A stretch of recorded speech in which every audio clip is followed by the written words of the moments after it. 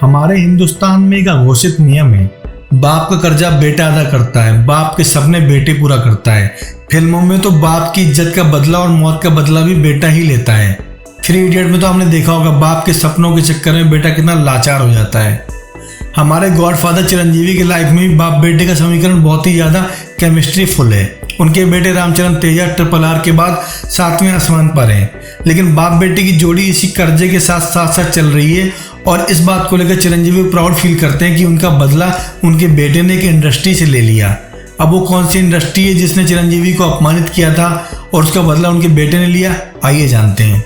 Actually godfather के promotion के दौरान चिरंजीवी ने खुद इस बात का खुलासा किया है कि बॉलीवुड के एक इवेंट में उनकी बेइज्जती हुई थी।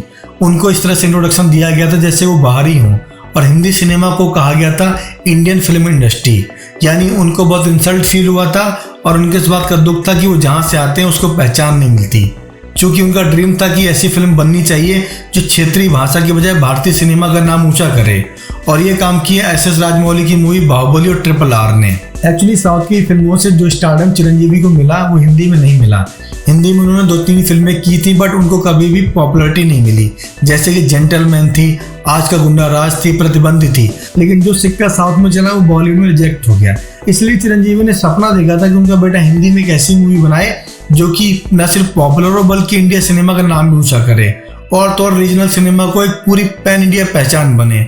तो यहाँ पर RRR ने उनके सपने को पूरा किया। RRR हिंदी में रिलीज हुई और भी भाषाओं में रिलीज हुई, लेकिन हिंदी में रामचरण तेजा की पॉपुलैरिटी बढ़ी।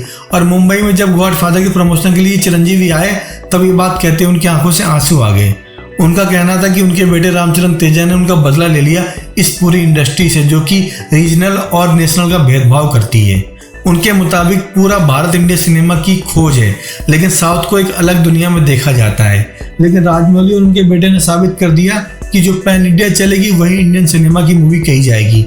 अब हिंदी और तेलुगु की बहस नहीं चलेगी। इसके अलावा आज जब वो प्राउड से अपने बेटे के साथ इंडिया नॉर्थ इंडिया आते हैं तब लोग सब उनको रामचरण तेजा की RRR के लिए पहचानते हैं। ये उनके लिए प्राउड मोमेंट है। तो जो काम वो खुद बॉलीवुड में नहीं कर पाए वो काम उनके बेटे ने पूरा कर लिया।